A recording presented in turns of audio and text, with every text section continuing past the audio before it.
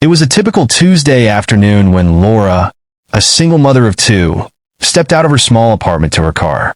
She had just finished a long day at work, and the last thing on her mind was trouble. After loading her groceries into the trunk, she spotted something odd on the windshield, a folded piece of paper. Curious, she picked it up and unfolded it, half expecting a flyer or advertisement. But instead, her eyes went wide as she read the note. The handwriting was clear, but it was the message that sent chills down her spine. I know what you're going through. There's someone watching you. Be careful. He's not who he seems. Laura froze. Her heart raced, her mind immediately spiraling with questions. Who would leave such a message?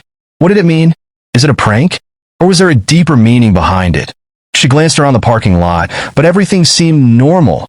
People coming and going, children playing near the nearby park. No one seemed to be paying attention to her. Still, the note had unsettled her.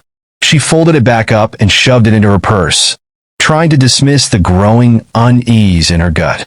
As she drove home, she couldn't shake the feeling that something wasn't right.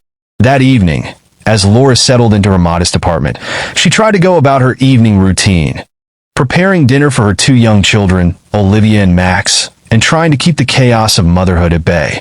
But her mind kept wandering back to the note. Who would leave something like that, she thought. What do they mean? Someone watching me?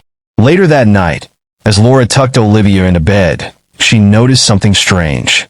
Her daughter, usually full of energy, seemed quiet and distracted. Sweetheart, are you okay? Laura asked, brushing a strand of hair from Olivia's forehead. Olivia looked up with wide eyes, her voice barely a whisper. I keep hearing noises outside my window. Someone's there, watching. Laura's heart skipped a beat. The note echoed in her mind. Someone watching you? Could this be real? Could someone have been spying on them without her noticing? She shook the thought away. Surely, it was just her daughter's imagination. But as she lay in bed that night, a gnawing anxiety kept her awake. Was she overreacting, or was something truly wrong? The next day, the feeling of being watched grew stronger. Laura went about her day as usual, grocery shopping, picking up the kids from school and running errands. But each time she turned a corner, she felt as though someone was behind her, as though someone was following her. She began to scan her surroundings more carefully, but she saw nothing out of the ordinary. Yet, the unsettling feeling never left her. A week passed, and the tension in the air was thick. Laura began noticing small, strange things happening. Items out of place in her apartment. Her keys weren't where she left them, and sometimes the bathroom door was slightly ajar when she was sure she had locked it. Then, one afternoon, while Laura was at work, she received a phone call. The caller didn't say anything at first, just breathing heavily on the other end of the line. Hello. She asked, her voice shaky. Finally, the voice spoke. I'm close. You're not alone. The line went dead. Panic surged through Laura. She didn't know who this person was, but the feeling of dread consumed her. She hurriedly texted her best friend, Rachel, asking her to come over that evening. I think someone's been watching me, she wrote. I don't know what's going on, but I'm scared. Rachel responded immediately, assuring her she'd be there soon. But as Laura waited, the fear crept in deeper. Was this stranger planning to hurt her? Had she unknowingly been followed all this time? As night fell, Rachel arrived, her eyes wide with concern. Are you sure it's safe for you to be here alone? She asked. I don't know what's going on, Rachel. I've been feeling paranoid, but I can't shake the feeling that someone's out there. Rachel suggested they check the security cameras outside the building, just to be sure. They walked to the small security room in the building's lobby, and when they pulled up the footage from the past few days, their blood ran cold. There, clearly visible on the screen, was a man wearing a cap and a hoodie, lurking near Laura's car, peering through the windows, and then walking away when people approached. Suddenly, Laura's phone buzzed.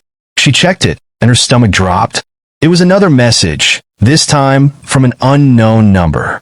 I'm closer than you think. I've been watching your every move. Your kids are next. Her breath caught in her throat. With trembling hands, Laura called the police. She explained everything, the strange note, the unsettling messages, and now the footage from the cameras. The officers arrived within minutes. As they scoured the parking lot and the building, they discovered that someone had been tampering with the locks on the back door to the building. The intruder had been gaining access to the building without anyone noticing. After an intense search, the police arrested a man who had been living in the area for months, hiding under an alias. He had been stalking Laura, learning her schedule, and trying to find a way into her home. It turned out that the man had a history of obsession with single mothers and had been following Laura for weeks, waiting for the perfect moment to strike. The note that had appeared on her windshield was a warning, an anonymous tip from someone who had seen him lurking near her car. As the days went by and Laura finally felt safe again, she couldn't help but think about the stranger who had left the note.